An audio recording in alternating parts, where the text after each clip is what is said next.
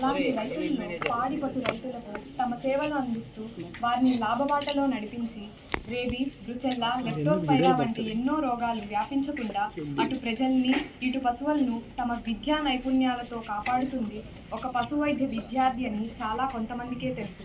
అలాంటి ఉన్నతమైన విద్యని అభ్యసిస్తున్న పశువైద్య విద్యార్థులు నేడు ఎదుర్కొంటున్న సమస్యలు, అలాగే సమాజంలో తమ ప్రాముఖ్యతను తెలపటమే మా ఈ ప్రయత్నం.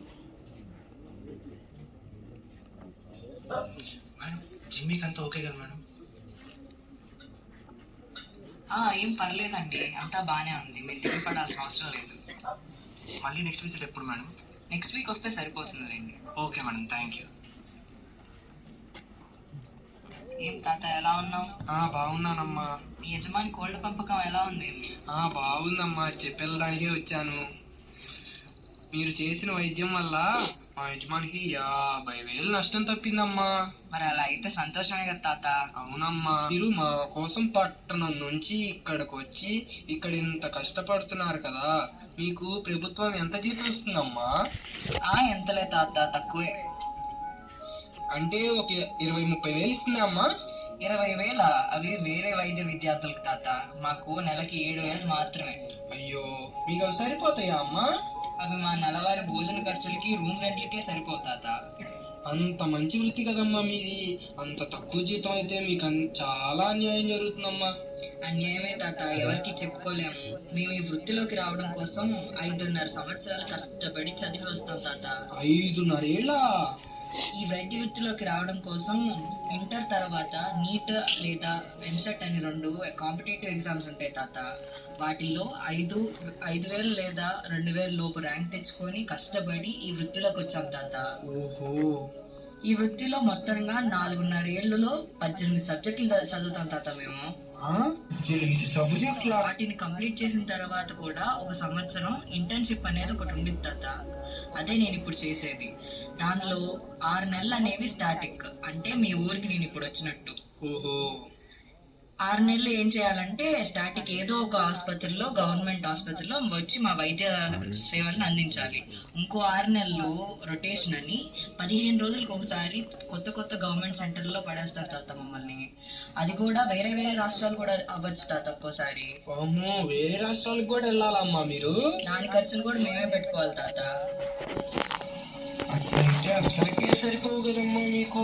తాత, ఇందాక నువ్వు అన్నావు కదా నా వల్ల 50,000 ఆదా అయిందని మీ యజమానికి. అలాగే రాష్ట్రంలో కొన్ని వేల కోట్లు మా వల్ల ఆదా అవుతున్నాయి తెలుసా తాత? నీకు పాడి వల్ల ఎంత లాభం వస్తుంది? రోజుకి 4-5 వేలు వస్తుందమ్మా మా యజమానికి. కానీ దాంట్లో నాకు 850 ఇస్తాడమ్మా రోజుకి. తాత, అలాగే మన రాష్ట్రం మొత్తం లెక్కేసిన ఏడాదికి 60,000 కోట్ల రూపాయలు జీడిపి వస్తుంది తాత మా వల్ల. వామ్మో, 60,000 కోట్లే! మేము ఒక వ్యవసాయ రంగంలోనే కాదు తాత, రీసెర్చ్ చేసి అధిక దిగుబడిని ఇచ్చే జాతుల్ని అభివృద్ధి చేస్తాము. అలాగే అంతరించిపోతున్న వన్యప్రాణుల సంఖ్య మెరుగుపడడానికి కూడా మేమే సహాయపడతాము.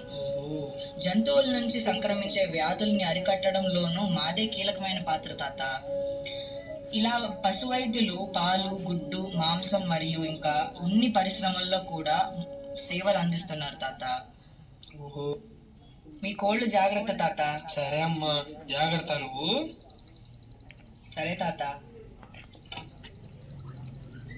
ఏం చేస్తున్నారు మేడం? PCR చేస్తున్నా రాదా? హెల్ప్ చేయమంటారా మేడం నన్ను? అవును రాదా, కొంచెం హెల్ప్ చేయవా? PCR కిట్ ఎంత పడుతుంది మేడం? 15,000 నుంచి 20,000 వరకు పడుతుంది రాదా. మీ గవర్నమెంట్ బాగానే స్టైఫండ్ ఇస్తున్నారు కదా మేడం. అంత సీన్ లేదు, మీకంటే 2 ఏళ్ళు ఎక్కువ చదువుతున్నాం కాబట్టి 2,000 ఎక్కువ ఇస్తున్నారేమో. అదేంది మేడం అలా అంటారు? కానీ మేము రాసే థీసిస్కి, చేసే రీసెర్చ్ వర్క్కి కావాల్సిన మెటీరియల్స్, కెమికల్స్ ఇవన్నీ ఎలా వస్తున్నాయి అనుకుంటున్నావు? మా ఓన్ మనీ ఖర్చు పెడుతున్నాం. ఇవి ఎప్పుడూ ఉండే కష్టాలే మేడం, మన కష్టాలు మనకు తప్పించి ఇంకెవరికీ తెలియదు. సరే రాదా, ఇప్పుడు ఈ కష్టాల గురించి ఎందుకులే. టెస్ట్ రిజల్ట్స్ రావడానికి టైం పడుతుంది. బయటికి వెళ్ళేసి తినేసి వద్దామా? వెళ్దాం మేడం. చెప్పండి మేడం, ఏం కావాలి? 2 plates ఫుల్ మీల్స్ ఇవ్వన్నా. ఒక 2 minutes మేడం, ఆగండి. ఇవాళ బాగా తినాలి రాదా, పొద్దున్న కూడా రీసెర్చ్ వర్క్లో ఉండి తినలేదు. నేను కూడా తినలేదు మేడం, ఈరోజు కేసెస్ ఎక్కువ వచ్చాయి.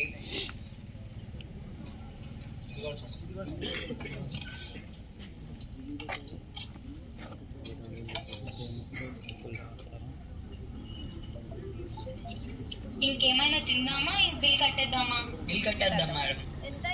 ఎంత అయిందన్నా? ఒక ప్లేట్ 80 రూపాయలు అయిందమ్మా. నా దగ్గర 50 రూపాయలే ఉన్నాయి రాదా. నా దగ్గర 30 రూపాయలే ఉన్నాయి మేడం. ఏం చేద్దాం?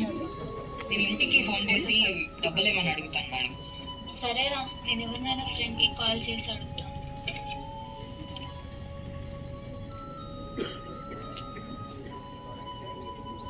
ఇదిగో అన్న, పే చేసేసా. వచ్చిందమ్మా.